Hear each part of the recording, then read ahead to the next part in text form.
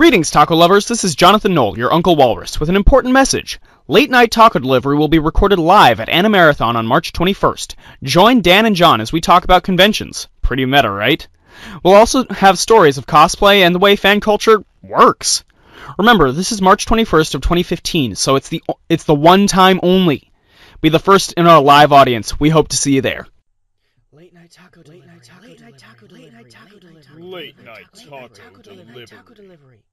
Ladies and gentlemen, children of all ages, welcome to Late Night Taco Delivery. Late Night Taco Delivery.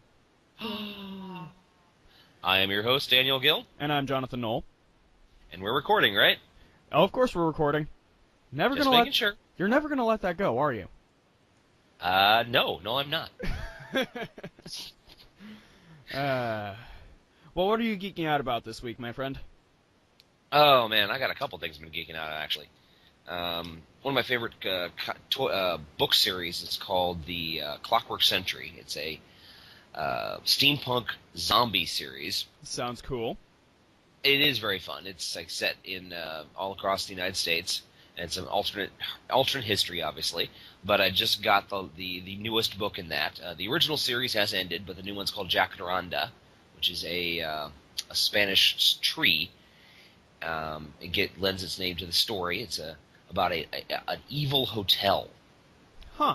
But the technology never takes a forefront in the story, but it's more about what people are guilty of and what their own personal demons are hunting them down for. Cool. And I really enjoyed that. Also, I've been playing a lot. I do this a lot, but I play Left 4 Dead 2 because it gives me a chance to kill lots of rampaging zombie hordes, as I cannot do at Walmart. So true. True. But I found a bunch of mods that are based around Disneyland. You've told me about this. Yes, but I found the one that's based on Indiana Jones and the Temple of the Forbidden Eye. Cool. And it's the best one of the series. I mean, don't get me wrong, I love the Journey to the Splash Mountain where they go actually all the way through Disneyland. Mm-hmm. But Temple of the Forbidden Eye is much more detailed. You go through all the entire ride, and then at the end, apparently you have angered the non-existent goddess, and she collapses the damn ride on you. Dude. So you have to escape through that, and I'm like, okay, was not expecting that. Well, this week I'm geeking out about the fact that I beat Lego Batman 3 finally. Cool. I have all the characters. I have 100% completion. Now all I have to do is finish up with the last 3 DLCs, which are the Dark Knight trilogy, the Man of Steel one, and the Suicide Squad one. Nice. But I refuse to do the first 2 until I watch the movies again, or for the first time. Okay. And also, I forgot to mention, since I got a relatively good check at work today, I picked my own copy of Akira. Good. And I picked up my own copy of Ghost in the Shell. Love that movie. It's a very good movie. Though I have to admit, the thing that's making me... this is me showing my age. What's making me love Akira more than anything else is it has the original 1988 English dub. Yeah. That horrid dub. That was the first thing I ever saw of Akira. That thing is terrible. It is insufferable. No. But it makes me happy. I showed the movie to my dad the other day, and I made sure to show him the 2001 redub. I was strident about that. I just remember when my old roommate Jason, who was even more of a cinephile than I am, he bought like the $50 special edition Akira DVD when it first came out. Right. And it had the new dub and everything, and I'm watching it, and he's like, "This is so beautiful. This is so perfect. The colors are great." I'm like, "Yeah, but what?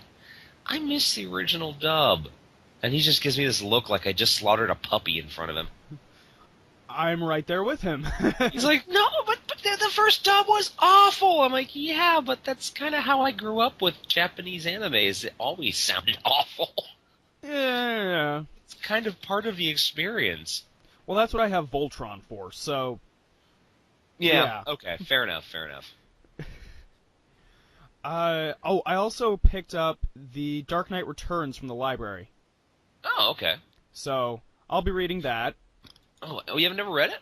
No, I've never read it. Oh, wow. I have the movie that was released recently of it, but I have not read it. Okay. No, I actually I got that back in '88.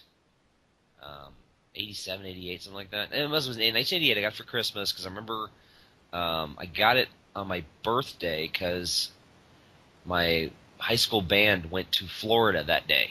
Huh.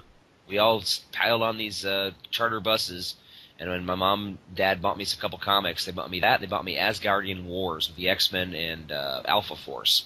Dude. Or Alpha Flight, sorry. Alpha That was part of my Christmas gift that year, and a Teenage Mutant Ninja Turtles T-shirt, which I wore proudly on the way down there. And that was what I read when I was running around, and it was funny because it got getting passed. Both comics got passed around to like all the juniors and seniors, and I was just a mere freshman. I'm like, they think I'm cool. No, they just like comics.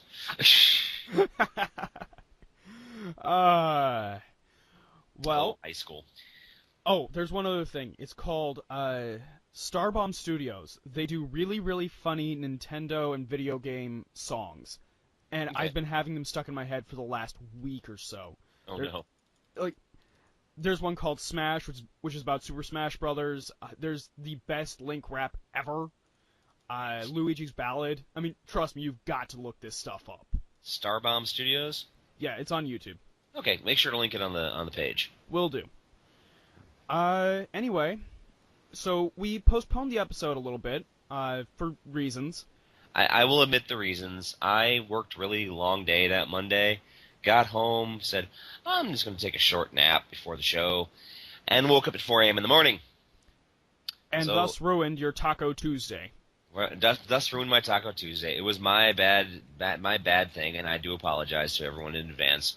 But we've got so much freaking geek news, I think we're going to make up to it for it. Yeah, because that Monday there was none. Nothing. Literally, there was like 2 things we each had like an hour before broadcast, and then the next day the floodgates just fucking opened. Yeah, so I think we're okay. Okay. Now, first on the geek news agenda, we have a new Cards Against Humanity app. I just found out about that. Yeah, so did I. I love Cards Against Humanity, so yes, shut up and take my money. Yeah, it is a fun game. Trust me, I quite enjoy it myself. So there's that. Let's see. There's also a live-action Cinderella in the works.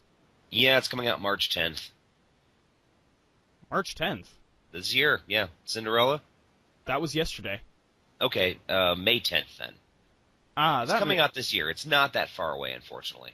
That would make sense. I don't know how I feel about it. It's just one of those...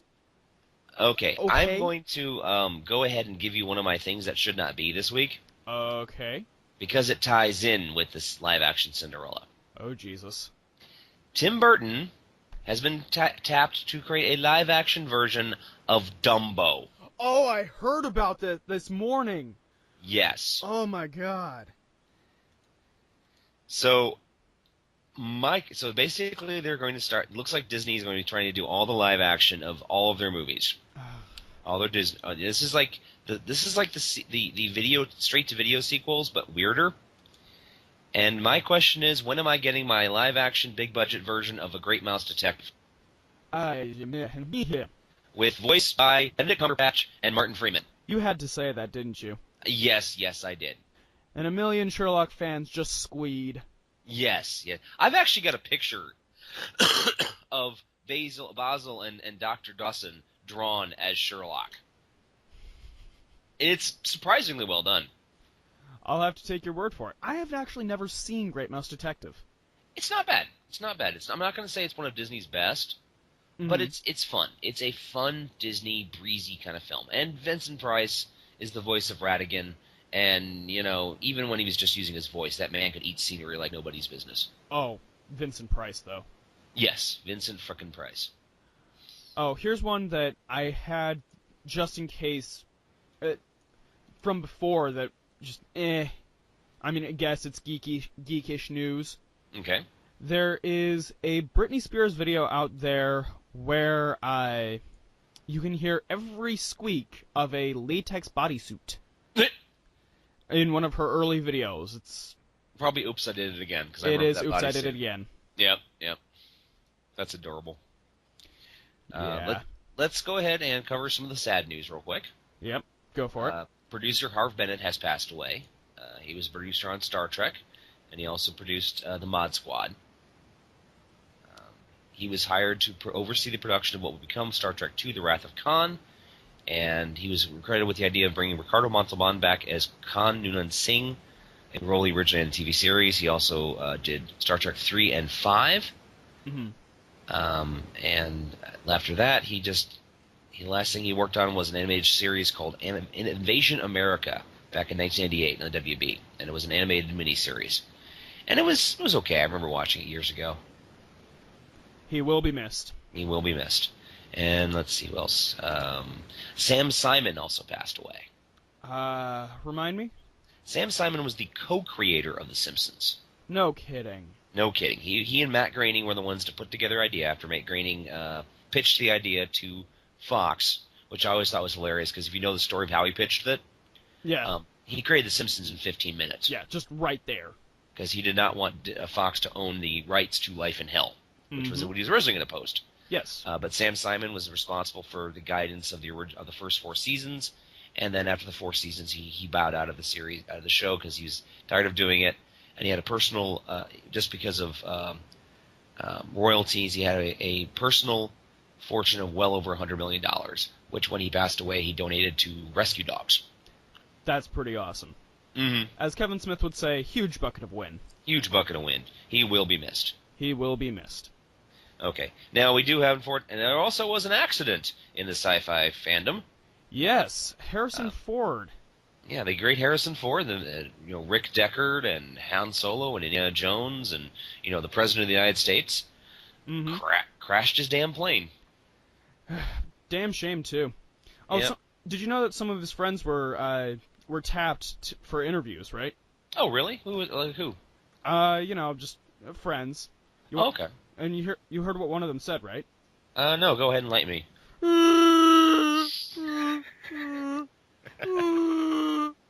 Nice. To which my dad replied, "Why wasn't he there? He could have stopped it." Yeah. Though, and the funny thing is, when I first read about it, it said he was critically injured, and then by the time that everything was reported, it was like, no, he wasn't critically injured. He walked his ass out. Yeah. He was bloody, he was beaten, but he walked away. Because he's Harrison Ford. Mm-hmm. Let's see what we got. In video game news, Valve has announced that the Source 2 game engine will be free. Mm-hmm. And for those who are not in the know, Source has been used for the last 4 years, and is still one of the best and easiest engines out there to use. Left 4 Dead series, Half-Life, numerous Day of Defeat, or DOTAS, something about the DOTAS. I don't remember what it's called, but something about it's a role-playing fantasy game that's been used. And I've seen some of the leaked screenshots. We are so close to the Oasis, man. We are so freaking close. That's crazy, dude. It is absolutely crazy. In superhero news... Actually, I was going to go for more video game news real quick. Oh, please, be my guest. I mean, I'm not a big fan of this series, but I guess it is geek news. Mm-hmm. There's a petition for Modern Warfare 2 to be remastered, and it has passed 100,000 signatures. Modern Warfare 2? Yes. That's one of the, I think, wasn't that like a first-person shooter? Something like that. Okay, well, I'm not, unfortunately, much of a gamer anymore. I'm trying to become one again, but... It's a Call of Duty game, so... Oh, okay. Which is the other reason why I just don't care. Yeah, pretty much. I like the World War II versions, but that was really about it. First look at Melissa Benoist, I think is her name, as Supergirl has been released. Oh. She looks like Supergirl. Fantastic. It's a little dark. It's a little on the dark side, but it's keeping in with what they're trying to do with the Superman in the movies. A darker suit. Mm-hmm. But it's very good. It doesn't look too risque. It looks like something that a teenager girl would put together. Fantastic. A sensible skirt. No cleavage showing. I'm looking forward to it. I'm willing to give it a shot. Also, in the superhero news, we have Mark Hamill returning as the Trickster on CW's The Flash. Did you see the trailer for that? No, I did not, because I have been so busy with work and all of this other stuff that I haven't had time to just watch the shows that I've been wanting to watch. Oh. I watched the trailer where they basically introduced it, and I was so happy. They actually showed Mark Hamill as the trickster from the 1990 Flash, showing what he looked like. Really? It is canon in the series, and then he goes to jail for 20 years, and he gets out, and he's planning this amazing trick joke thing. Oh, that's fantastic. Yes, so it's actually Mark Hamill from the 1990. I was just like, they did it. Oh my god, that is a beautiful callback. I love it when these superhero shows can do that, because DC just does not do that as much as they need to. Yes. I mean, apparently The Flash is like the only fun show there is. I mean, Arrow is supposed to be good, but not much fun. Yeah, but Flash is just fun. The superhero is so happy to be a superhero. Yes, which is everything that the character needs to be, because we can have Nolan and we can have Zack Snyder, but holy crap, they need their medication adjusted. Yes, they need to have they have a unicorn fart on them or something. They need to have some happy. Speaking of happy, this made me very happy.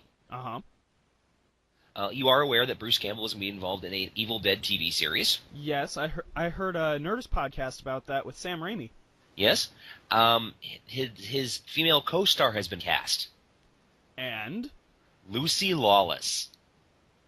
No kidding.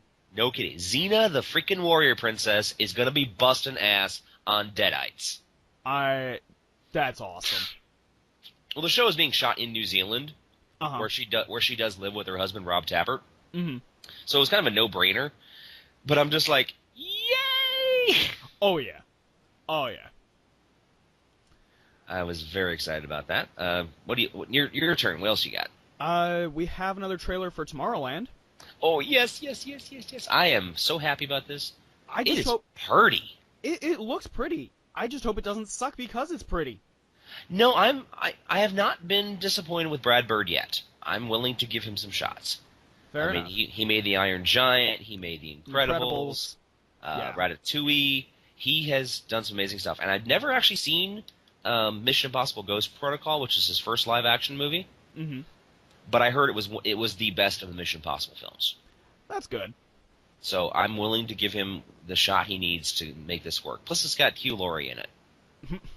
This is true. And George Clooney. And it looks very imaginative, which is what Tomorrowland's supposed to be. Right. Let's see here. Speaking of other movies, we have another Pixar movie coming out. Oh yeah, was it Inside Brain or something? Inside Out is what it's called. Yes.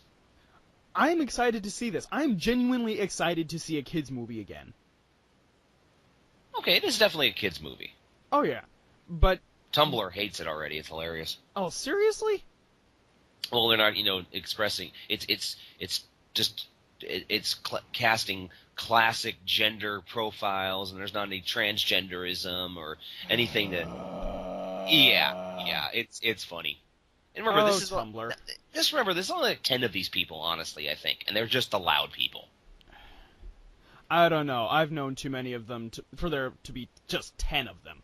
Okay, well, I don't intend to. Apparently, I don't run into them, or I make too much sense. They leave me alone, or I'm just the old crazy guy. They're not sure what. I don't know. Okay, another happy little moment for me, anyway. Yeah, go ahead. Tron 3 is going to production later this year. Seriously? Yep. It's starting late 2015, and it will be released in 2016. Now, I am a little leery on this, because I wasn't too excited by Tron 2, except for the absolutely phenomenal Daft Punk soundtrack. But I think now that they've got the second movie out, and they tied everything into the first movie, they can really run wild this time around. Okay. And I'm hoping that they remember to have some fun. Speaking of sequels that you're just like, really? Mm-hmm. Sony is planning a guy-themed Ghostbusters as a counterpoint to the gal-themed Ghostbusters. Yep, I saw that too. And it pisses me off. We've already had 2 of them. And they were fantastic.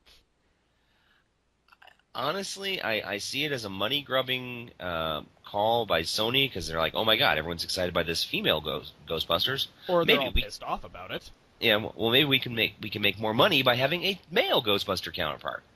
Oh boy. Yeah, but Channing Tatum's involved, so yay. That's the same as saying Ryan Reynolds involved. Hey, I like Rand Reynolds. You didn't like him in Green Lantern? Well, he sucked in Green. That was his fault. No, he's actually. I think he's gonna be great as Deadpool. I'm willing to give him a shot. Yeah. The problem is that the character in Ryan Reynolds, Hal Jordan in the Green Lantern movie, was not Hal. Not Hal at all. No, he was not Hal Jordan. He was a douche. If anything, he's closer. If anything, they should have just had it be either Guy Gardner or Kyle Rayner. Right. It should have been just Guy Gardner, and if nothing else, they could have a crossover and have Ben Affleck as Batman knock him out with one punch. I like this idea. Which is still one of the funniest moments I've ever seen in a comic book my entire life. Did you ever see that, by the way? No, I'm afraid not. Basically, Guy Gardner was challenging Batman for command of the Justice League, and Batman said, I'd give it to Captain Marvel before I gave it to you. Dude. And Captain Marvel's like, hey! So Guy Gardner whips off his ring. He's like, I'll even take you on mano mano. Throws it towards Blue Beetle. Hold on to this. Blue Beetle looks at it and just throws it over his shoulder. Oh my god. And then Guy just rolls up, and Batman spins around and nails him with one punch. Just lays him cold. Just lays him cold. Blue Beetle loses it. Just starts screaming one punch. Everyone else is just standing around in shock. And then Black Canary walks in and goes, so anyway, what's wrong with Guy? Is he dead? No, I wouldn't be that lucky. And Beetle is just wiping his tears going, Batman just laid him out with one punch. And Black Canary goes, and I missed it? Oh my god, my life is over. Oh, that's beautiful. It is literally one of the most perfect moments ever. Justice League in the late 80s by J.M. Mathias and Kevin Maguire, still some of the best, funniest things they ever did. Especially when they had Martian Manhunter, they actually figured out that Martian Manhunter is addicted to Oreos. Yes. As in opium-style addicted. Dude, I just came here for some Oreos. Do you really want to start this? Okay. Let's see what else we got. Speaking of Green Lantern and people who have played him, Nathan Fillion, also known as Mal Reynolds, and Alan Tudyk have put together an Indiegogo campaign for a web series called Con Man. It's the quickest way to see us back on a starship. Yes. Yep, that was my last piece of geek news too. And they are making money hand over fist. Oh, they put it up one day. It's already been filled. Yeah. And the idea is basically that Nathan's character Jack Moore, who was the captain of the spaceship on Spectrum, has gone on to incredible action hero stardom like Matt Damon. Meanwhile, Alan Tudyk's character Ryan Nearly was on the same show, and now he goes to conventions, signs headshots, meets fans, and does panels. So basically, he's just living at the conventions, while Nathan Fillion is essentially he's Harrison Ford to Alan Tudyk's Mark Hamill. I love it. I am so looking forward to this. Plus, they're looking at guest stars like Seth Green, Felicia Day, James Gunn, Amy Acker. Everything about this is good. Yes, I am not seeing anything wrong with this. I have 4 other pieces of news. Okay. You remember You're the One That I Want from Greece? Is this the heavy metal thing? Yes, they did a metal tribute to that one. I watched it, and it was very, very odd, and if nothing else, it proves that heavy metal bands do not have to be in shape and look good. Oh, heavens no. I'm sorry. No offense to the lead singer. He's got a great voice, but he looks like he should be teaching shop class or something. Speaking of other relatively awesome things, there is a new MacBook, and it is really thin. Mm. So, For all you technology nerds out there. For you people who are still apt Macintosh hipsters. There's also Weird Al performing Yoda with a girl with autism. I thought this was so sweet. It is amazing and just absolutely heart-melting. Mm-hmm. He comes out and he does a really, really nice thing with her. And the other thing that I thought was really cool was Maroon 5, which is not a band I particularly care for, but they're not horribly offensive. They're not like Nickelback bad. One of their fans is autistic, and he had a chance to meet them. And just the excitement of meeting them, he had a panic attack. And he fell over, and his mom's holding him, while the rest of Maroon 5 laid down around him and made like a protective circle. Good. And I just thought that was cool, too. He's like, he was so freaked out, and they were willing to, calm him down. Yeah. And some stars would not do that. Absolutely. And for the final piece of geek news, and this one I am so excited about. I'm interested. You have me intrigued. Please, tell us more. There is going to be a continual Batman Beyond storyline in the DC canon. Nice. I am so stoked about this. That makes me very happy. I have been wanting this since I was a very small boy. Yeah. I am so excited about this. I remember when I first heard about Batman Beyond, I thought it was the dumbest idea ever. And then I actually had a chance to watch the show. And I went, this is really damn good. I was very, very surprised how well they made it work. I saw it. I lived through it. It was. If Batman the Animated Series wasn't my first experience with Batman, Batman Beyond was, and holy cow did it make an impression. Yes. Looks like this continuous storyline is going to be. It's not going to be exactly the animated series, for obvious reasons, because it's DC Comics. Right. And what we've got are some influences from Ralph McQuarrie and what's his face? Sid Mead. And there will also be a bit of a Blade Runner spin to it. Nice. So I'm excited. I can't wait. Please don't suck. Yeah. Please don't suck. Okay.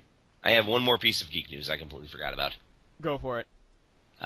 In 2015, in October, the exact time when Marty McFly traveled back to the Future, Part 2, Back in Time, the definitive Back to the Future documentary will be released. Fantastic. They've got Michael J. Fox, Christopher Lloyd, Leah Thompson, Bob Gale, Alan Silveresti, plus various superfans. It originally started as a Kickstarter for $50,000, and it blew the fuck up. Not surprised. Yes, and Back in Time will be in theaters on October 20th, 2015, and it's going to be huge. Excellent. I'm hoping it. I know it's not going to be, but I'm hoping it'll be one of the biggest documentaries of the year. Oh, we've got one more announcement that is going to go right here in the middle of the episode. Okay. As we speak, I have been converting our previous episodes of Late Night Talk Delivery and Walrus Cast and all of the others, except for Game Haven, into YouTube usable episodes.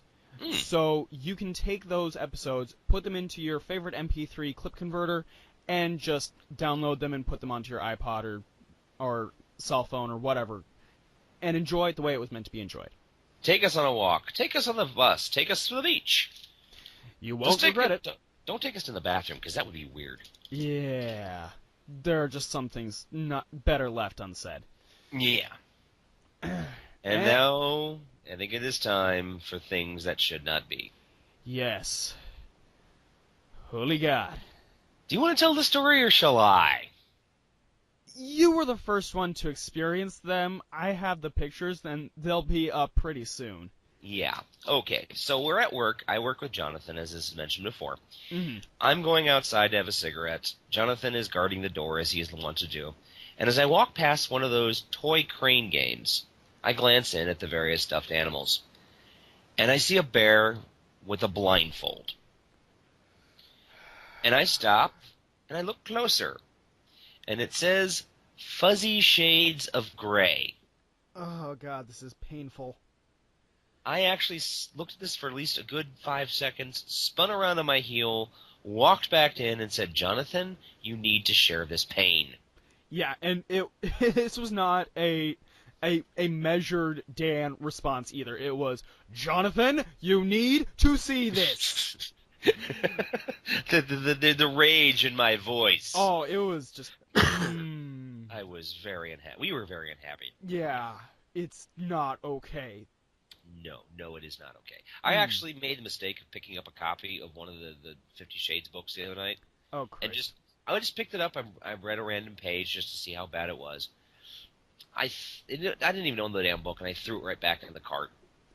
Just tossed it. If I actually had owned it like I had owned the Twilight book, it would have ended up probably getting burned. For good reasons. The writing is just so horrid. I don't understand why this thing is so popular. I have read so much better smut in my life. I know friends of mine who write better smut than this. Hell, it is just horrible. I know friends who write better smut than that. Exactly, and you're not even into this stuff. Exactly. But it's just, bleh. No. No. No. No. No. No. Okay. It's almost comparable to your response to Revenge of the Sith, even. Yes. Now.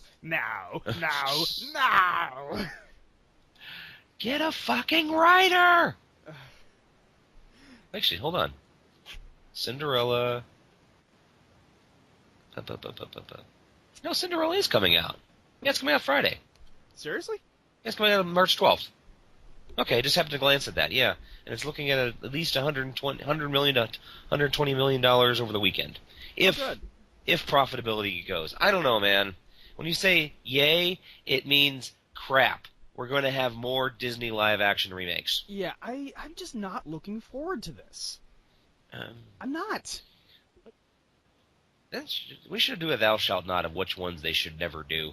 Probably. Well, we're going to have two tonight, so... Wait a minute, I already had, like, what was it, the Jungle Book was done, like, the mid-90s. It was remade to Disney. Hey, for all of those who can hear that, that means that the 11th episode of Late Night Taco Delivery is converted into a video format, so I will be uploading that as soon as possible. Rock on. All right, back to the show. Back to the show. Shall we get to our topic finally? Yes, let's. God, we had just a buttload of geek news tonight. Hey, we made up for our tardiness. This is true. So, we are talking about one of my favorite subjects. Yes. 80s fantasy movies. There's nothing really terrible about these. They're just fun. They're movies that you can turn your brain off for. And, well, for the most part, they can be okay. Yeah. Oh, wait, I'm sorry. I had one more thing I wanted to talk about. Oh, goodness. I apologize. You know, every once in a while I like to share funny little stories from work and things that have happened. Yes. Dude comes up to me at work. Oh, Christ. And buys a multi-vibrating, glow-in-the-dark cock ring made by Trojan. We sell those? Yes. Wow.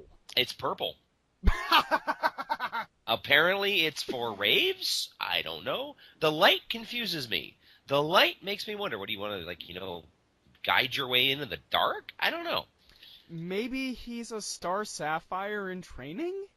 I don't know, but the saddest and scariest part was he looked at me and says, if this doesn't work, I can return it, right? No! No! I told him, well, as long as you've got your receipt, I suppose technically, but please don't. Hell, even Spencer's Gifts doesn't... Oh, well, technically they do, but Dude! I had a friend of mine who used to work in an adult store, and she had someone try to return the fist. Dude! And she's like, it was used too. You could That's- tell. That's rude. And That's he's just like rude. trying to get her his money back, and she's saying no returns, big sign. And he starts slamming the fist on the counter, demanding his money back. She had to call the police on him. I told her to get it, just take it back, bleach it, and then keep it next to the register, so if anyone tried to come in and cause trouble again, she could beat him to a pulp with a sex toy. Oh, the only way that could be better is if it was Batman beating Guy Gardner with one punch with the fist. Yes. Anyway, Sword and Sorcery, or Fantasy as it is called. Yes, Sword and Sorcery Fantasy. Not a huge deal until the 80s. I mean, Right. obviously there was some history behind it. There was the biblical epics like Samson and Delilah, and the Ben-Hur, and then in the 50s and 60s you had the sword and sand films like Hercules out of Italy. Right. I love those. A lot of them are on Mystery Science Theater 3000, although For good reason. Well, yes, but recently I picked up a 2-pack of those that weren't on MST3K. Really? Yes, they are. One is called the Hercules and the Tyrants of Babylon, and the other one is Hercules and the Masked Bandit or Masked Rider. I don't remember. And I was going to use those for another project I was going to work on back when I was in 8th grade, but never happened. Yeah, well. And heck, even in the 30s we had, in the 20s and 30s we had the Conan stories. Yes. Actually, a lot of the Conan stories, one of my favorites growing up was The Fafhrd and the Grey Mouser by Fritz Leiber. Mm-hmm. It was about a barbarian and a thief who teamed up and had amazing stories in the land of Nelwa, I want to say the name of the world, but they lived in a city called Lankmar, which is like this huge-ass city. I used to have a Dungeons and Dragons official guide to it, and the spread was like 4 pages wide of just the city. Nice. And it was really, really awesome. It was one of those really good city building things. But there's been an interest in fantasy for many, many years. One of my favorite stories is that back in the 60s, the Beatles actually tried to buy the film rights to Lord of the Rings so they could make a movie out of it. No kidding. Yes. This actually came out right around the time the first Lord of the Rings movie was released, and it's been backed up by a couple different sources. John wanted to play Gollum. George and Paul were going to play Frodo and Sam? Samwise, and Ringo was going to be Gandalf. I can't see that. I just can't. Well, apparently neither can anyone else. All right. Especially J.R. Tolkien. All right. Hey, all you artists out there, draw that. We want to see that. No, don't draw that. I want to see that then. Help me realize this dream, or I'll do it myself. Yeah, but the floodgates really opened in the early 80s. Yes. One of your I'm not sure if he's one of your favorite directors, but he made one of your favorite movies, Zardoz.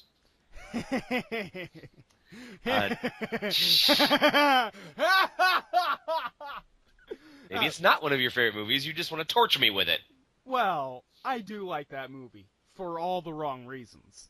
Yeah, but anyway, John Borman was trying desperately to get J.R.R. Tolkien or Larry Zaintz, something Zaintz. He had the rights to the Lord of the Rings movies. To be made, and he was desperately trying to get them to allow him to make it, but unfortunately he couldn't get the rights and he couldn't get the budget, and he turned around and basically made the really, really, really good movie Excalibur. Hey, there's a title I'm partially familiar with. Yes, because it led to him being able to basically took all of his ideas from medieval armor and such and turned it into Excalibur, which is still to this day one of the best retellings of the Arthurian legends. There you go. All the blood and guts and glory. That was a big hallmark of fantasy movies in the 80s was babes, blood, and beasts. Mm-hmm. Now, I remember you saying something about this previously with late night movie host, where he rated movies on that. Yeah, back there used to be a guy named Joe Bob Briggs.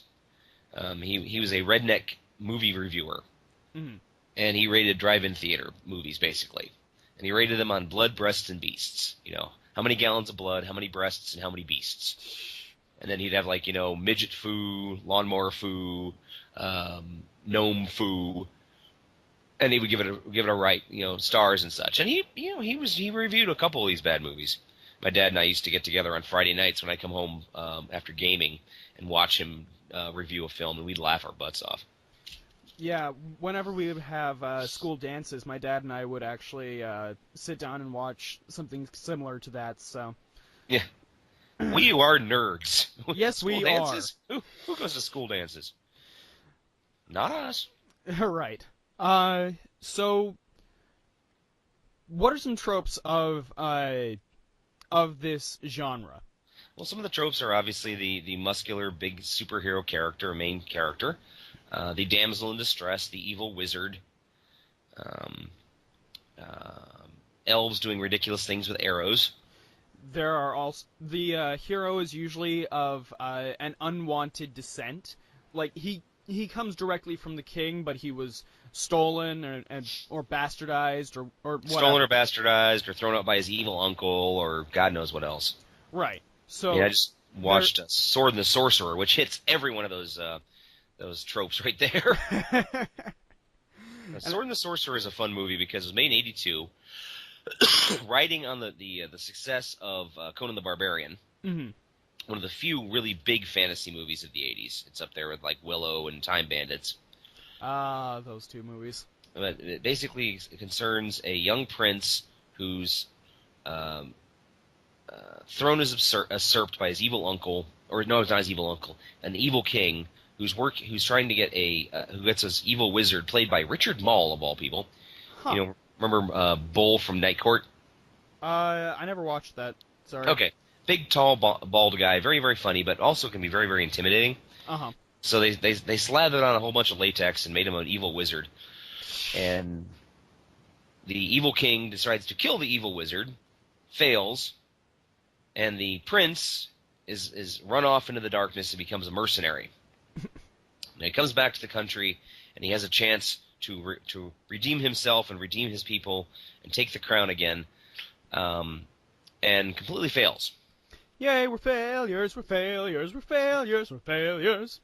But it has blood and beasts and butt and breasts and a ridiculous three-bladed sword that it can fire two of the blades, making no damn sense. And there's our other criteria trope. There is an impractical weapon that is used for some goddamn reason we're just not sure yet. Yes, Sword and the Sorcerer had that. Krull had that. I think Yor the Hunter had that. Yeah, Hawk the Slayer had that. Beastmaster had that. Beastmaster, yes, or as I call it, the Beast Coordinator, because he really doesn't do anything in the movie. Yeah, he really doesn't. I watched Beastmaster the other day in preparation for this show.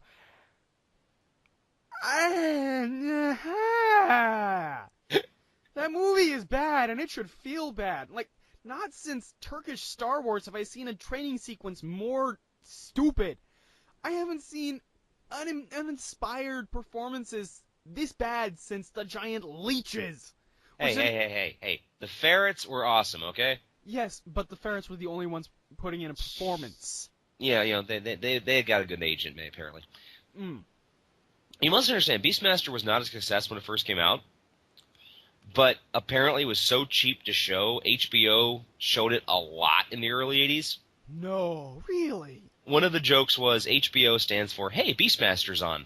There's also another one that was also shown a lot on TBS, so it was then dubbed the Beastmaster Station. Yeah, and it was rightfully so.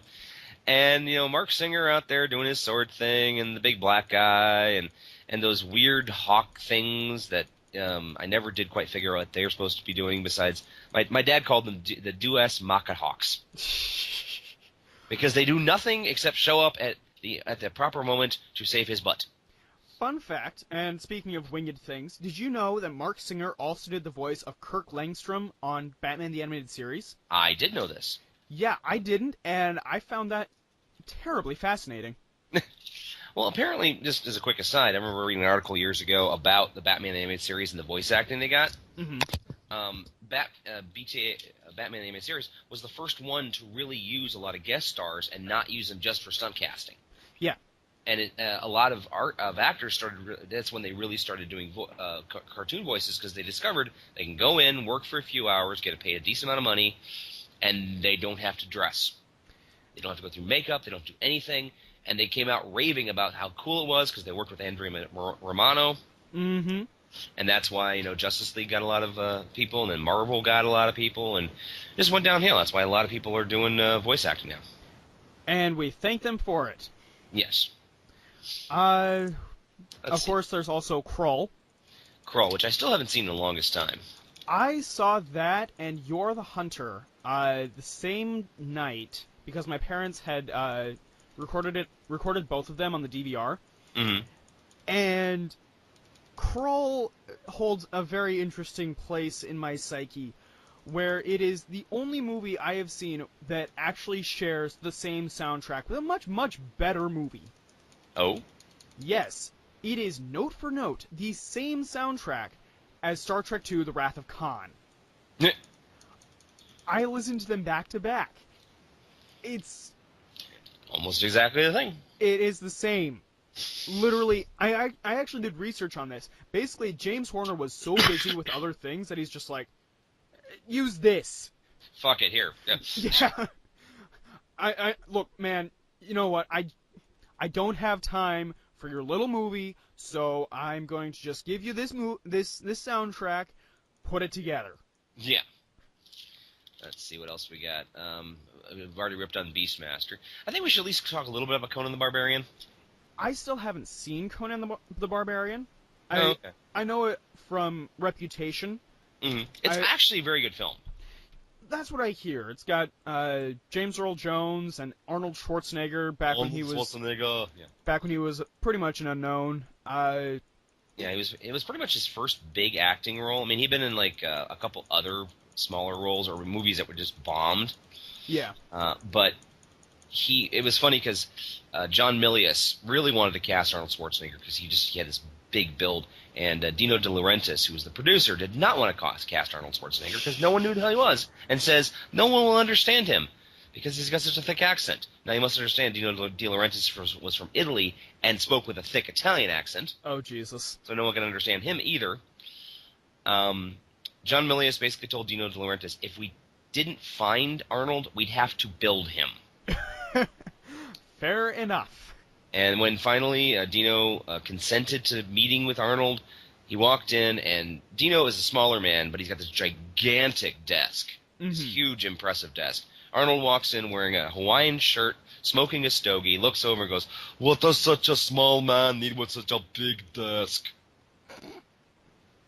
Which basically showed he didn't take shit from nobody. That's perfect.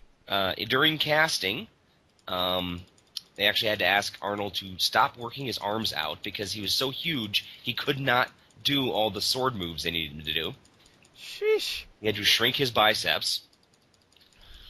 The female actress, I can't remember her name off the top of my head, she nearly severed off a thumb during a sword fight and continued to fight. Dude!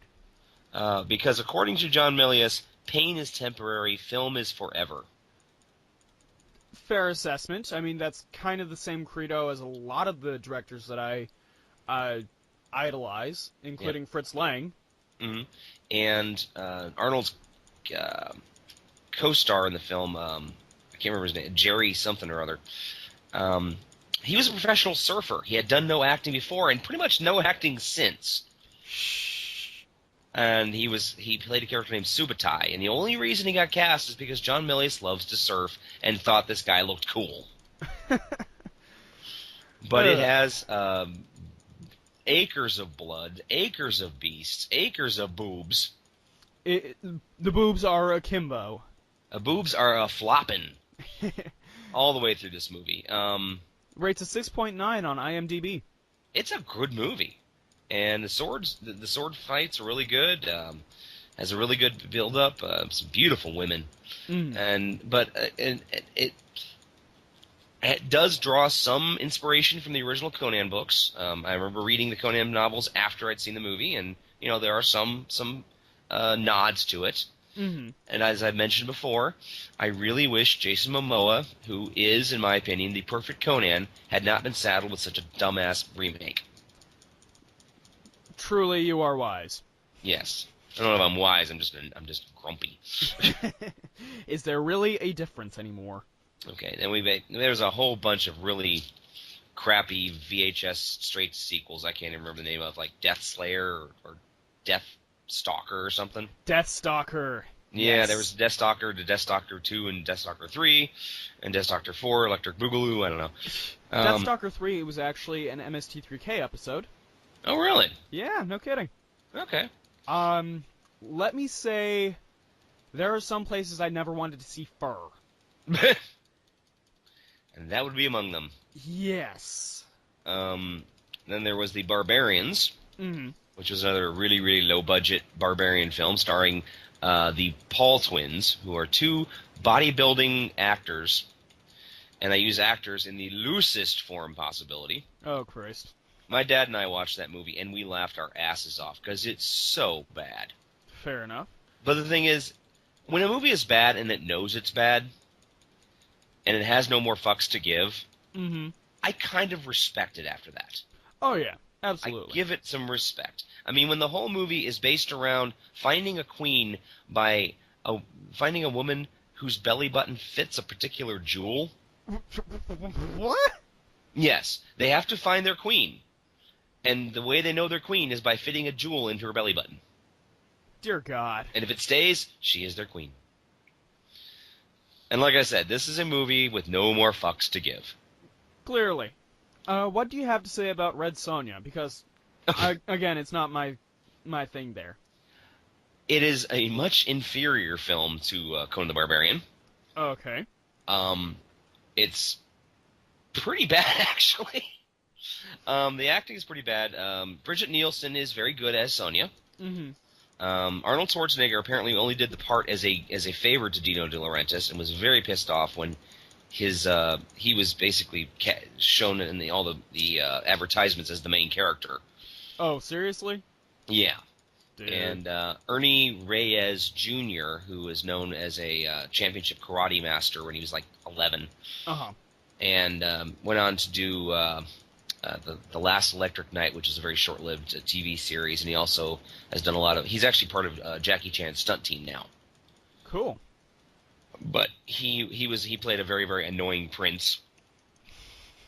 But it was pretty bad. I mean, the acting wasn't good. It failed in a lot of ways. It had the same suffering tropes that a lot of the fantasy movies of the 80s did. The evil wizard and the lost princess / barbarian. Yeah. But this was the only thing. His thing was reversed tropes. I mean, she was the princess, and it was an evil wizard dress. Right. It was pretty bad. However, I will mention one movie that I've always loved. What's that? And I suppose you can call this fantasy. Clash of the Titans. 1981 Clash of the Titans. I do love Clash of the Titans. Ray Harryhausen knocks it out of the park again. Knocks it out of the park. It was his last movie he worked on. Mm-hmm. Up until his death, which is rather sad, but he said that he just was getting too old, and by the time he was interested again, everything was being done with CGI. Right. But he did a very, very good job. Even Bubo, the little mechanical owl, who could have the great potential of being annoying, was actually pretty fun. She was pretty fun. Yeah, which surprises me to no end, too, really. And Caliban was amazing. That was the half-goat guy. Yes. And the Kraken, of course, is a classic Ray Harryhausen in the style of, the 20 million miles to Venus and Beast from 20,000 Fathoms. I mean, just amazing stuff. Let's see. Oh, other MST3K episodes that fall into this same category. We also have the Cave Dwellers. How much Keef is in this film? Miles O'Keefe. Oh, boy. Just to our readers, Miles O'Keefe is the main actor in the Cave Dwellers, which is Ator the Barbarian.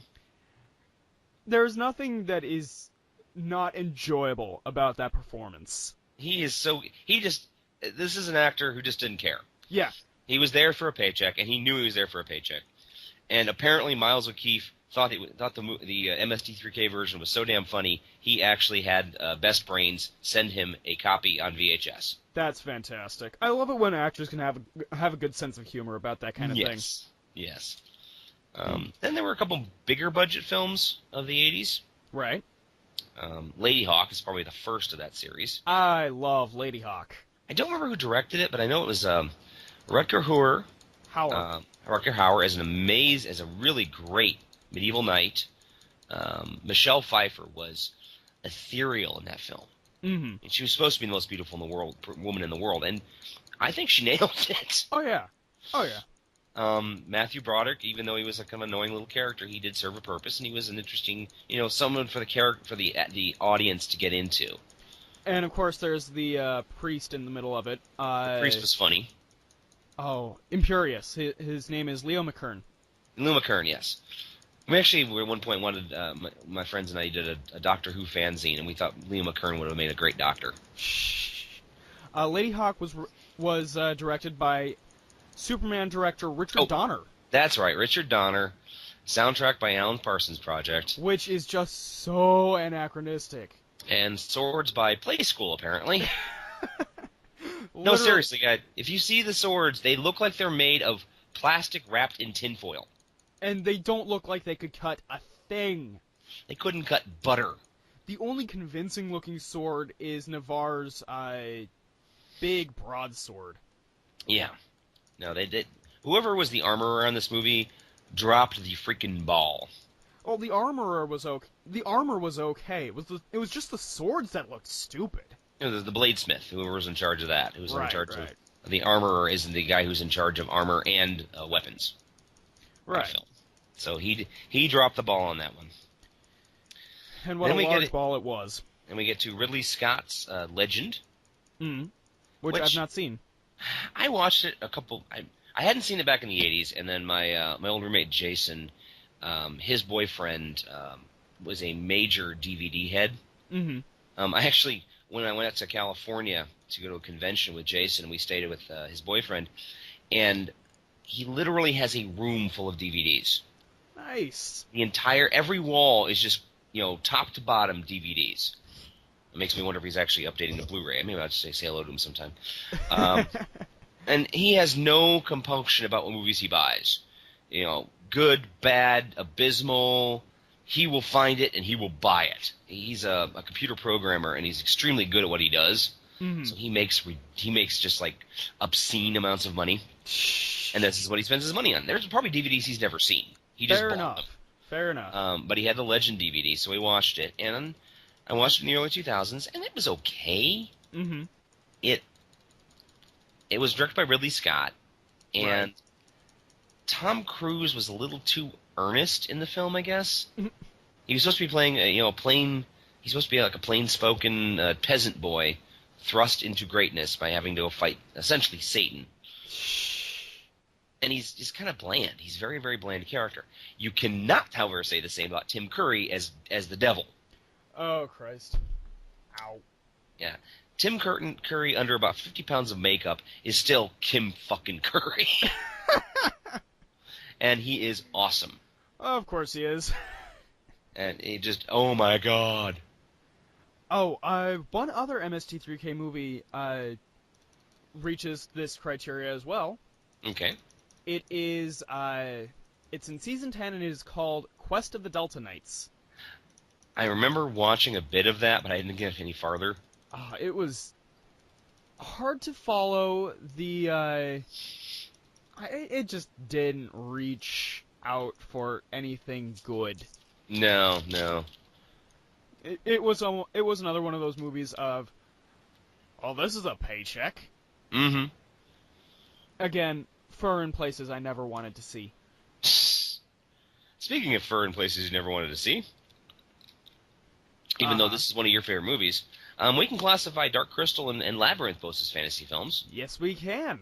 I mean, they're not the classic sword and sorcery like a number of the other movies we've talked about, but they are probably two of the most imaginative films of the 80s. Oh yeah, I actually purchased The Dark Crystal in my top 5 movies purchase. Yes. Which also included Metropolis and The Seventh Seal and La Belle et la Bête and North by Northwest. Yes. What his name is? Come on. Find this, Dan. Find this. Okay. One of the funny things I thought, Toby Froud is the son of Brian Froud. Right. Who was the visual designer on both Dark Crystal and Labyrinth. Damn good stuff. And he's actually an extremely good artist in his own right. Most people know, if anyone has a clue who Toby Froud is, he is the baby in Labyrinth. Which, funny enough, was also written by Michael Palin. Yes, Michael Palin of Monty Python Monty Python fame. Yeah. And for some reason, he's also responsible for that really weird the fire gang dance thing. Oh, the Fireys. Yes. That was that movie. The whole fire gang knocks that movie down a star, in my opinion. I'm sorry. You know what? Even when I saw it in the theaters back in '86, I'm like, this has absolutely nothing to do with the story. There is one thing about it that is redeemable in my eyes. Okay. It is one of the early roles of Danny John Jules, who plays the cat on Red Dwarf. Okay. All right. So, if only for that, I'm in for it. But otherwise, could take it, could leave it. Yeah. One of the things, though, I desperately want to see, I brought Toby Froud up because of this, is he made a short film last year called Lessons Learned. Okay. It's a live-action puppet short film. In the story, a boy is surprised by special treatment on this year's annual birthday visit with his grandfather. Instead of the usual tea and cake fare, grandfather presents an intriguing gift to the lad. When curiosity gets in the bedroom, the boy falls into an adventure of otherworldly experiences not intended for him. Where will this journey lead? What lessons will it learn? I've seen the trailer, and it's beautiful. It's all puppetry. Huh. It's beautiful, beautiful puppetry. Sorry. I just had a moment. Wow, did we lose you? Yeah, I mean, you must understand. I know you saw Dark Crystal and it changed your life. Of course. I saw it in the theater on opening night. I saw it in the Clazelle Theater in Bowling Green, Ohio. I've been looking for this movie for months because I was a huge fan of Jim Henson. I love Sesame Street. I love the Muppets. I knew it was going to be a dark movie. I didn't know exactly what was going on. Remember parking in the parking slot behind the Clazelle, going through Rogers Drugstore and grabbing some candy, going in the movie theater and watching the trailer, a couple trailers. This was way back in the 80s. There were not like the half hour of trailers they have now. Right. It's like 2 trailers and into the film. And it just changed everything. It changed how I viewed films. It changed how I viewed entertainment because it was just so different. It was so inspiring. Okay, I'm done. No. I've always the one thing I've always regretted is they never made good toys. Yeah, that is true. I mean, the movie unfortunately kind of tanked at the box office, but I have always wanted a Gartham. Oh, those things are cool, man. I want a Gartham to sit on top of my computer and look at me. And I want a Jen and Kira dolls. I used to play her. I actually broke a piece of glass and I forged my own crystal shard so I could run around the backyard with it until I cut my hand. I actually had a friend who would get quartz crystals, just for some reason in his backyard. We never knew why. And one day I picked one up, and that was the crystal shard. My first experience with the Dark Crystal actually came when my parents bought it on DVD, and it was just one of those, this movie looks really freaky. Why did you buy this? And because your parents said because we're awesome parents, that's why. Pretty much. And they showed it to me, and much like yourself, the world changed. Yeah. I mean, I was also a fan of Sesame Street and the Muppets. I mean, I watched the Muppet Show on old VHS tapes that we would borrow from my Aunt Rhea. Mm-hmm. And so, I mean, it was just 180 degrees. All of this is puppets? Seriously? Mm-hmm. Like, I remember days where, like, there were floor cleaners coming into the house and cleaning up the carpets, and I would be watching that movie. Or we had to stop the movie because we had to go over to Grandma's, or stuff like that. So, it holds a very special place in my heart. And then, when I got my first computer, I actually ended up watching that much like The Breakfast Club.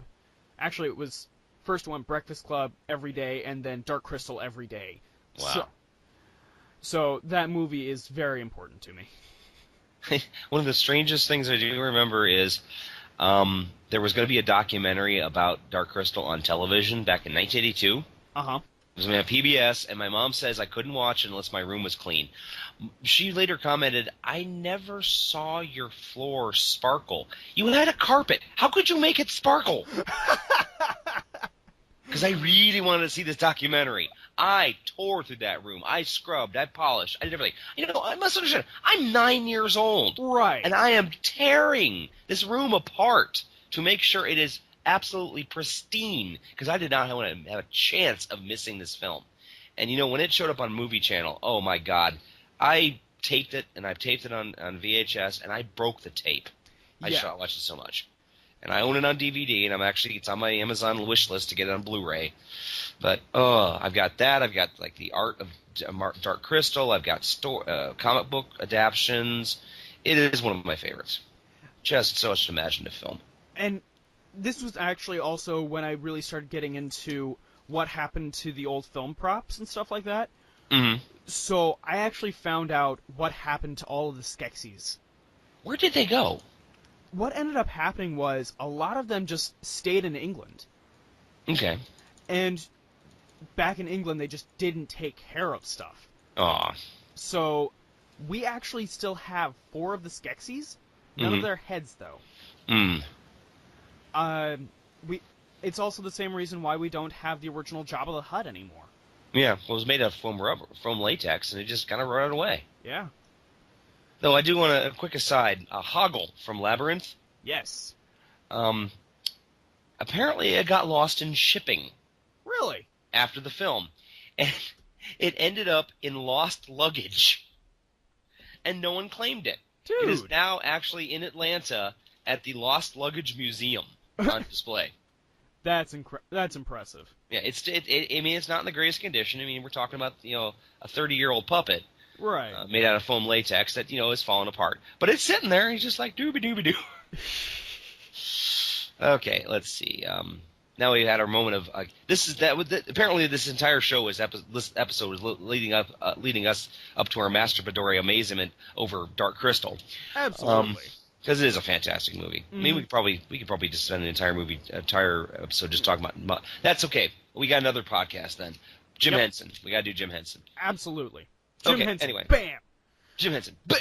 Done. Okay. Willow. Yes. Let's talk about Willow.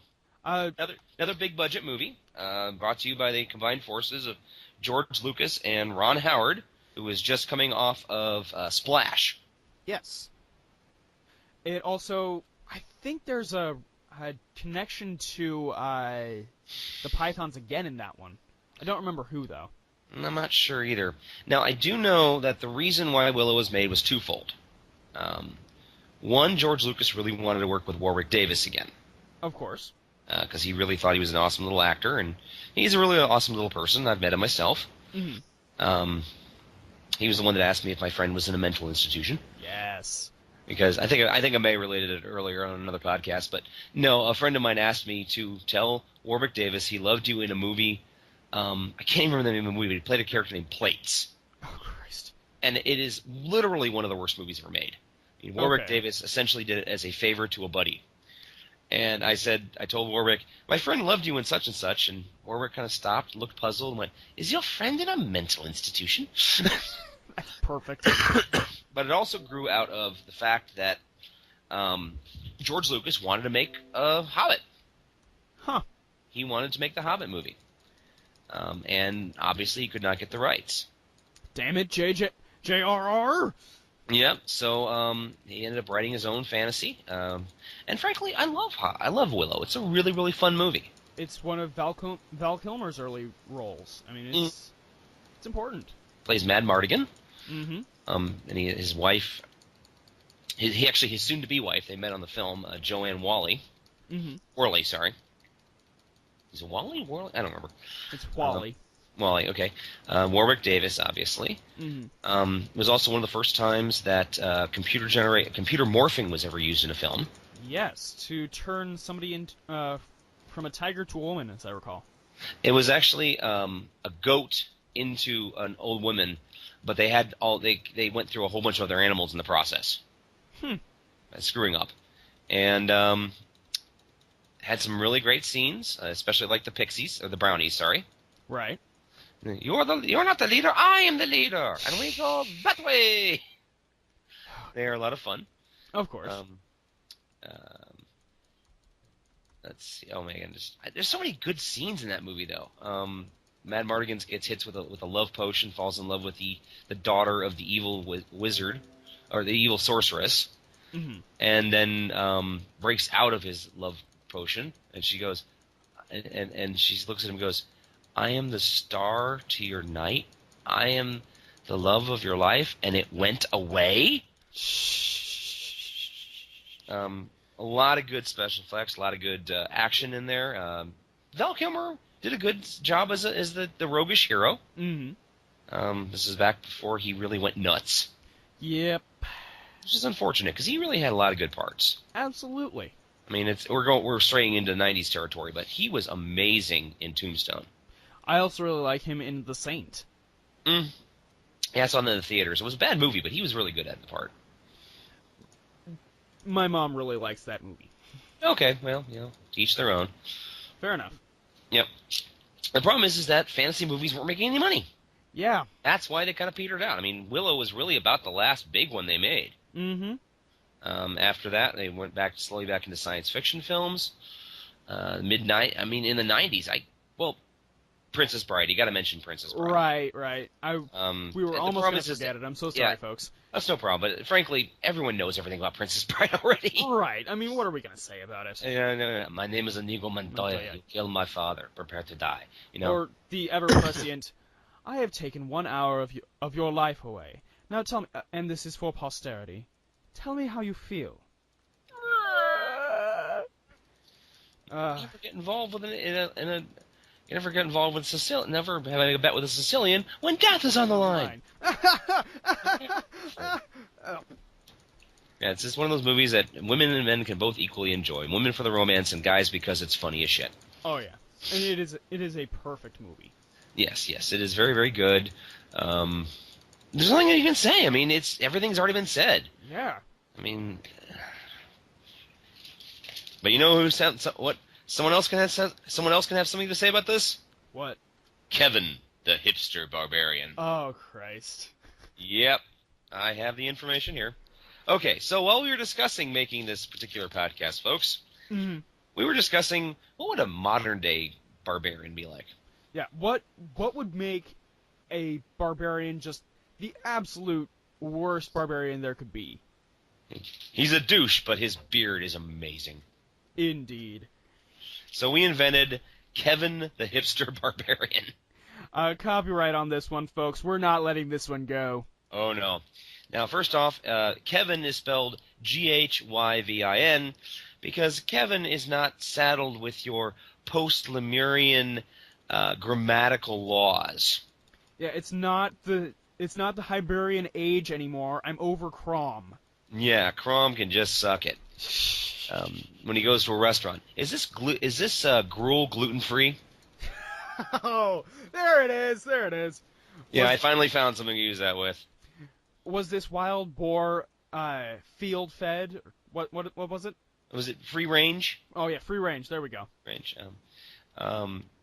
Hey! Spikes are an essential part of the goblin culture. You can't just use that. That's goblin culture appropriation, and that's not cool. It is not okay. Check your elf privilege at the door. Oh God, that one. Oh God. Yeah, I only smoke locally sourced free trade Hobbit pipeweed. They don't sell my brand of mead here. I'm not having any here. No, I mean the only one I make sure that when I drink is not cruel to the bees. Mm-hmm. And it has to be bottled in the finest square-shaped bottles, because only then can you have the full pretentiousness. The full effect of the mead coming of the mead fermentation. And I also I've been talking with Prince Arden, and he has come to a decision. She would like to be known as Princess Ardra now, and would like to respect her life choices.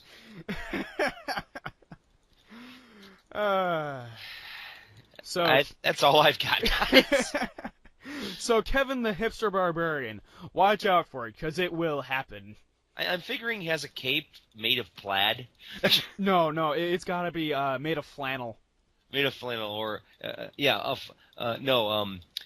it's bear skin, but looks like flannel. And he's constantly chewing gum and has horn-rimmed spectacles. The horn-rimmed spectacles, yes. And an aggressively tight loincloth, too. Oh, what was it? His sword transforms. His sword transforms into like a little bicycle. Because he won't enslave a horse to to the standard way, so he has a bicycle instead, and he rides that into battle. Then he switches it over into his sword. Battles. Hey, I liked battle axes before they were cool. All right. Oh my. So where, my sides. So okay. where? And finally, where is the magic now of all of this stuff? I mean, it kind of transferred into other like direct-to-video or direct-to-DVD spin-offs. We also have Xena Warrior Princess. Speaking of Lucy Lawless. Right. We had Xena the Warrior Princess, and the show that came before it, Hercules: The Incredible Journeys. Yep. There was a very short-lived show on Fox called Roar, starring the late Heath Ledger. That's actually where he got his start. Oh, there was one other movie from the 80s that we forgot, which is just how this movie came to be. I have no idea. Okay. It is Hercules. Oh God, the one with Lou Ferrigno. The one with Lou Ferrigno. Oh man.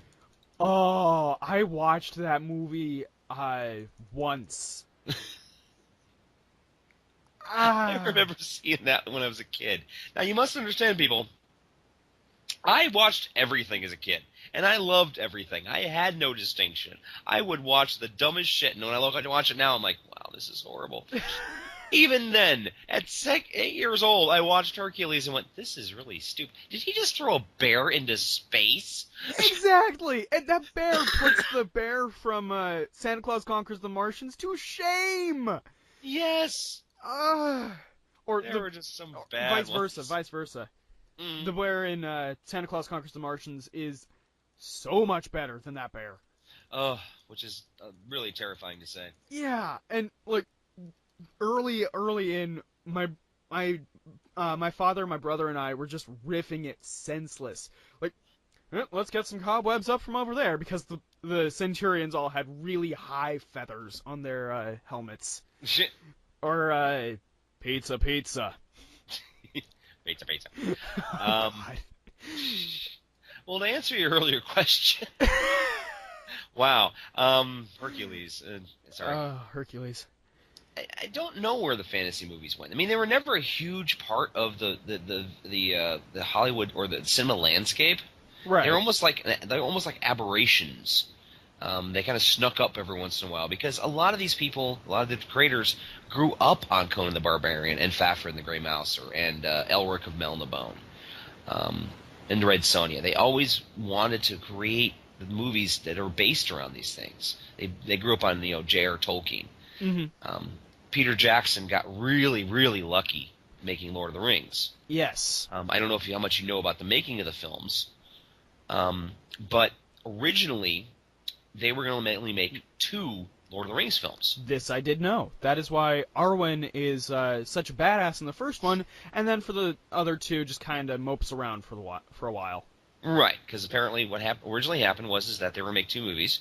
because Peter Jackson knew there was no way he could get the funding to make all three. Mm-hmm. And he was working with Miramax at the time, which was owned by Disney. And Miramax. Yep, Eisner himself was actually involved in the production, and finally came down to the point of, can you just make one movie out of this? Because this was during Eisner's big penny pinching days. Right. And he's like, and Peter Jackson went, no, we have to have at least 2 movies out of this, both at least 3 hours long. And to Eisner's credit, he let Peter Jackson and Weta shop the film around, and they were turned down by every other major movie studio except for New Line, who they showed their demo reel to the owner, who's famously stone-faced. And when he was done the demo reel, he was like, why do you want to make 2 movies out of this? And Peter Jackson's heart just stopped. It's like, there were 3. I read the 3 books. Why don't you make 3 movies? So they had to go back and rewrite the script again. Oh, Christ. Apparently there's something like 20 different rewrites in the film. Yeah, something like that. Including 10 while they're actually filming. John Rhys Davies has said that there were times they would slip scripts underneath his door. He wouldn't even read them. He just stuck them in a box. He figured, if it's important, they'll change it they'll tell me on the set. Otherwise, I'm just going with what I already had. But we can do an entire episode on Lord of the Rings and Peter Jackson in general. Right. But after the Lord of the Rings came out, there were a couple other tries to do fantasy films. No one's really tried. Yeah. I mean, Game of Thrones is a huge success, obviously. Right. I don't really want to count Harry Potter in all of this, because it just doesn't qualify. That's, in my opinion, an urban fantasy. Yeah, That's more of a modern day fantasy. I mean, yes, it's got wizards and demons and dragons and such, but it's all in a modern day society. Right. So I don't consider that to be one of the sword and sorcery kind of films. Yep. So that's kind of it. I mean, it went the way of the Western. Yeah, which is sad because I love Westerns. I mean, one of my favorite movies of all time is Tombstone. Well, funny it should be mentioned that it's Westerns, though. They have a lot in common. Yeah, they do, actually. They got the hero, the dark monster, the dark evil overlord ruling a town. You got the hero coming in, cleaning everything up. Yeah, you've got a clear sense of good and evil. Mm-hmm. There's not a lot of ambiguity in these. The hero doesn't have to be exactly smart, just clever. Yeah, and he doesn't have to be spotless. He's just got to be a nicer guy than the bad guy is. Exactly. I mean, well, we can talk about Westerns in another episode. Right. But yeah, overall, I miss fantasy, but at the same time, my tastes have changed over the years. I'm not as apt to watch a fantasy show as I would be, say, a good sci-fi or a good drama or comedy. Exactly. But I also know a lot of kids that, my nephew was spazzing out over the Fafhrd and Grey Mouser novels I got him a couple years ago. Huh. He thought they were amazing, and I'm like, these things were written in the 30s. He's like, are you serious? These are so cool. I'm like, yay! You've done something right. I did something right for once. Yeah. But no, I've tried going back and reading the Conan books and the Fafhrd and the Grey Mouser, and it's very florid, very purple prose. I mean, that's the best way to put it. Yeah, they're exciting, they're muscular, but they're not. They're not smart books, and they're not meant to be. No, they are big muscular dudes swinging swords and saving damsels. I mean, heck, the original writer of Conan said it best. Conan is not a smart guy. Yeah, Robert Howard, no, Yeah. Conan he's a mercenary. He likes to drink, he likes to fuck, and he likes to fight. Exactly. And with that, I think we shall close this chapter of our book. Yes. What are our thou shalt nots tonight? Our first thou shalt not ties directly into our oh god, why?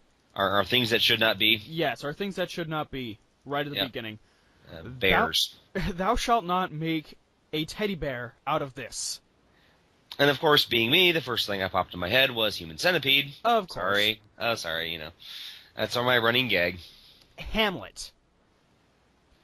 I don't think you can make a convincing Hamlet teddy bear. I mean, what are you going to do? You're going to have a pull string and it's going to go, to be or not to be? Or is it just going to cry because Hamlet's going to cry? I don't know. I wouldn't mind seeing a bear with, like, driving a sword into, what is his name? The other guy.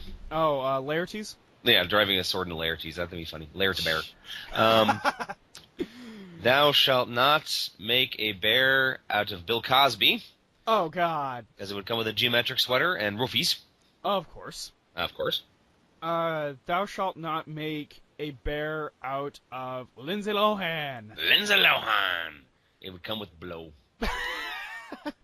Real blow in this case. Real blow, yes. Okay, now this is not a teddy bear, but this is an honest-to-God thing we sell at Walmart. The only way I can describe it is a Captain America hedgehog. It is a hideaway pet, which basically forms, it's like a ball, and you open it up, and it's got like a stuffed animal inside. But they have a Captain America one.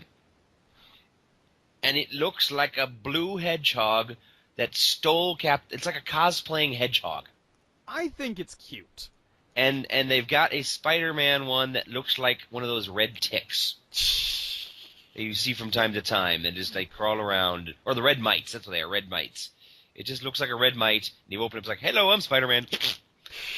That's one of those, like, someone signed off on this. Someone in merchandising saw this idea, was pitched it, and went, that's a great idea. Kids will love a Captain America hedgehog. Kids. Okay, let's see. Joseph Stalin should never be a hedgehog. I'm sorry, Joseph Stalin should never be a bear. Right. Thou shalt not make a teddy bear out of Charles Manson. I think we should just cover that with any serial killer. Yeah, I guess so. Oh, great. Now I have a vision of John Wayne Gacy as a teddy bear. Dressed as Pogo the Clown. Oh, that's a horrifying vision, Dan. Why did you think of that? Because your brain is evil and hates you. It's getting back to... My brain's getting back to me of all the brain cells I killed when I used to drink heavily. Thou shalt not make a teddy bear out of any of the Skeksis from the Dark Crystal. That would just be horrifying. That sounds adorable to me. Okay, clearly you and I have very different images of a Skeksy bear. I want a Gartham bear. That would be cute. That I can get behind. All right, here's one. Thou shalt not make a bear out of David Bowie from Labyrinth if it includes bulge. Oh, tell your bulge story. Oh, my bulge story. Yeah, this is how I got kicked out of the Metropolitan Museum of Art.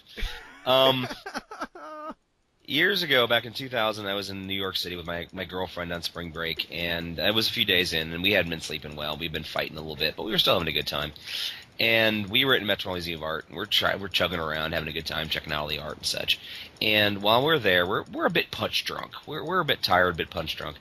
And they had an exhibit called it was basically rock and roll costumes through the ages. Uh-huh.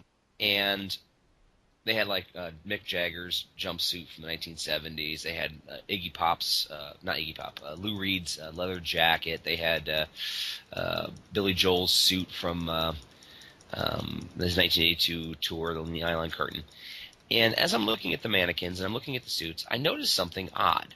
Whoever had designed the mannequins had decided to make them anatomically correct. Good for you. So they had bulge. And I'm staring at Mick Jagger, and my head just kind of cocks, and I go, bulge. And my girlfriend looks at me, she's like, what? I'm like, I point, bulge. And she points and goes, oh my God, bulge. And we start looking up and down. We're looking at, various people. We're like, bulge, bulge, bulge, bulge. We look at Marilyn Manson and his outfit from 1997. No bulge. And we look at, and they had David Bowie from Labyrinth, and we're like, Christ, what a bulge. And we are getting loud and obnoxious by this point, and we're in tears. We're laughing so hard because we're punch drunk and we don't care. We have lost all fucks to give. And the security guard comes up to us and says, excuse me, guys need to quiet down. And we both looked at him, and in the same moment pointed at his crotch and screamed, no bulge! and he escorted us out. Oh, boy. And then we went to Times Square and ate fries. So, yeah, that wasn't a fun evening. Didn't we have another Thou Shalt Not? I don't remember. I'd We have... discussed it, but I think we have been running really long tonight, so... Yeah, so you know what, guys? Forget it. I think we are good to go. Yeah. So, if you want to participate in Thou Shalt Not, as always, just tag us on Twitter with hashtag LNTD number... What is this, 14? Mm-hmm. Yeah, LNTD14. We've been doing it for 3 months straight. Yeah, and make sure to put hashtag Thou Shalt Not on there as well. Yep. And, well, that's it. You've wasted another perfectly good hour and some change listening to us talk about nerd stuff. Yay. It's just like, my friends are like, my God, Dan, you're actually doing something productive. I'm like, I know! And it's just a ball, and we have such fun. So, please, if you have friends out there, tell them about us. Tell our friends, and we're gonna.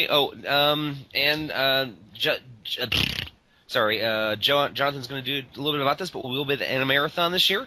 Mm-hmm. Listen for the advertisement at the beginning of the show, so you probably already heard it. So I'm gonna stop talking now.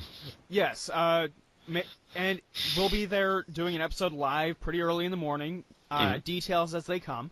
Yes. And, yeah, from all of us here at the Recording Closet, Radioactive Walrus Entertainment in Dan's house. Yay! This has been Late Night Taco Delivery. You guys have a great week. Good night. And just remember, bulge! Late Night Taco Delivery is performed by Daniel Gill and Jonathan Knoll. New creepy opening by Jonathan Knoll. If you have a suggestion for a future show, would like to participate in Thou Shalt Not, or just get in contact, drop us a line on Twitter at Radio Walrus Pod. Feel free to also comment on the site you found us on. This has been a production of Radioactive Walrus Entertainment. John, what do chickens say?